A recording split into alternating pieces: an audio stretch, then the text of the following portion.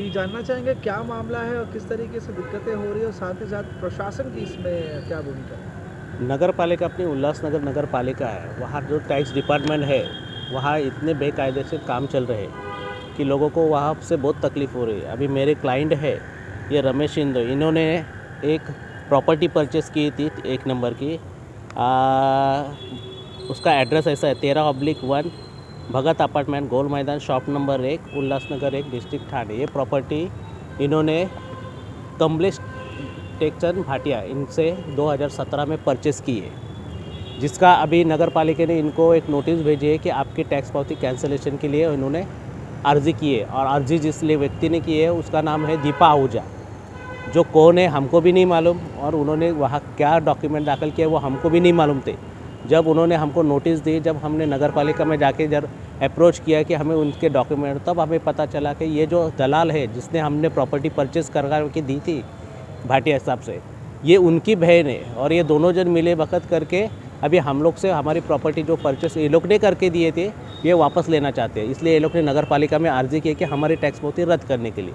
इसके लिए हमने नगर पालिका में अप्रोच करके वहाँ से पेपर निकाले, तो हमें पता चला कि इन्होंने उल्लासनगर और कल्याण कोर्ट में भी इनके खिलाफ़ केस डाली है, जो एक व्हील डाली है कल्याण में प्रोबेट के लिए। प्रोबेट अभी तक व्हील वो लोग ने एक व्हील बना के रखी है जो इलीगल है, क्योंकि उनके आगे पीछे कोई नहीं।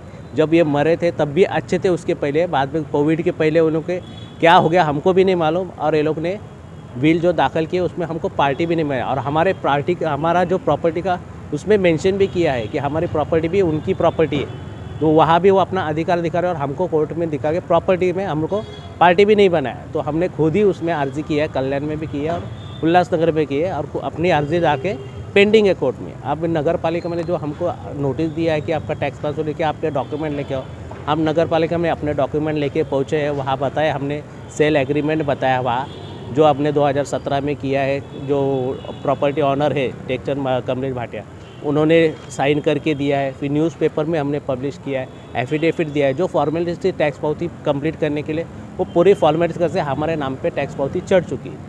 अभी हमको ये नोटिस आ रहा है कि आपका टैक्स पावती कैंसिल करेंगे। तो किस व्यक्ति ने किया है? तो दीपा आहूजा करके।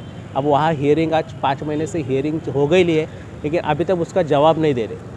ये प्रॉपर्टी हमारी है, हम 5 महीने से रोज़ नगर पालिका के चक्कर काट रहे हैं हमारे क्लाइंट कि आज होगा ऑर्डर, आज होगा ऑर्डर। ऑर्डर के लिए कोई टाइम और सीमा ही नहीं है इधर। सिर्फ हियरिंग कर लेते हैं, लोगों को परेशान करने के लिए वैसे रखते हैं, फिर बाद में इनकी क्या सेटिंग होती है क्या ले, और टैक्स पावती दूसरे के नाम पे चढ़ा देते हैं। प्रशासनिक अधिकारी उल्लासनगर महानगर पालिका के आयुक्त से इस विषय में कुछ बातचीत हुई क्या? आयुक्त साहब को भी हमने जब भी ज़रूरत होगी उधर आयुक्त साहब से भी मिले हैं और उनको बताया भी ऐसा हो रहा है। लेकिन आयुक्त साहब भी चेंज हो गए, जब उनको बताया था तब दूसरे आयुक्त थे, अब दूसरे आयुक्त साहब आए। अभी हर टाइम आयुक्त साहब है, दूसरे आयुक्त उनको लेटर भी देते हैं हम कि ऑर्डर नहीं कर रहे ये लोग, लेकिन प्रशासन भी उस पर कोई ये नहीं देख रहा, और कमिश्नर साहब भी इसमें कोई ध्यान नहीं दे रहे कि टैक्स डिपार्टमेंट अलग सेपरेट है। ये सब अधिकारी सब मिले भगत है, सब कोई किसी की सुनता नहीं। जब हम उनके पास कंप्लेंट लेके जाते हैं तो ये ऑफिस के अंदर बैठते हैं और हमको कैमरे से देखते रहते हैं बाहर हम क्या कर रहे हैं। हमको 1-1, 2-2 घंटा बाहर खड़ा करते हैं।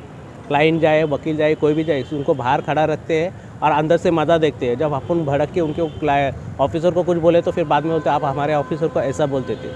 तो बोला आप हमको 1-1, 2-2 घंटा बाहर रखते और अंदर बैठे कुछ भी नहीं करते।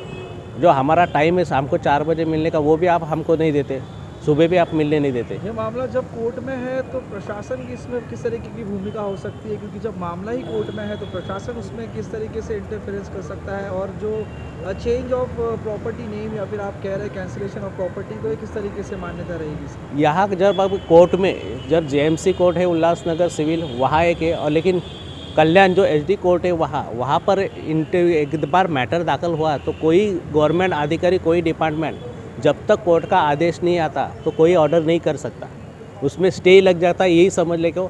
और व्हील की है जो प्रोबेट दाखिल किया है, वो प्रोबेट अभी तक प्रूव नहीं हुआ। जिस व्यक्ति को व्हील बना के दिया जाता है उसका कोर्ट से प्रोबेट लेना पड़ता है, तब व्हील अप्रूवल होती है और फिर वो प्रॉपर्टी का ऑनर होता है, उसके पहले नहीं। यहाँ व्हील प्रोबेट अभी उनका पेंडिंग है, और इसमें ये लोग ने टैक्स पावती कैंसिलेशन के अपना दावा दिखा रहे कि हमारी प्रॉपर्टी है। तो तुम्हारी व्हील तो पहले कोर्ट में हो जाए, प्रोबेट तेरा आपका हो जाएगा तो आप दावा दिखा सकते हैं। हमको वहाँ पार्टी बनाओ, हमारी प्रॉपर्टी है, हमको अपने पार्टी भी नहीं बनाए प्रोबेट में, और दूसरे व्यक्ति को प्रॉफिट बना के फिर आप एक्स पार्टी करना चाहते हैं। ऐसा हो गया वो। लेकिन जब प्रॉपर्टी परचेज की थी इन्होंने, उस टाइम पे दस्तावेज जो है प्रशासन ने बनाए थे, प्रशासन ने बना के दिया है। कैंसिलेशन की क्या प्रशासन इसमें जो क्या टैक्स पावती भूमिका? बनाई है हमको प्रशासन ने बना के दिया, हमने घर में नहीं बनाए। उनकी जो फॉर्मेलिटीज थे वो लोग पूरी की। उन्होंने बोला एफिडेविट, तो एफिडेविट दिया।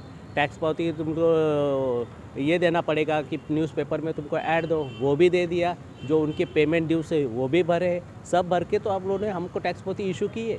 आज टैक्स पावती इशू की है, इसलिए तो हमको इधर आना पड़ा है ना। हम काय को हमारे पास टैक्स पावती नहीं होती तो नगर पालिका ऐसे आके थोड़ा ले लेती थी हमारा घर।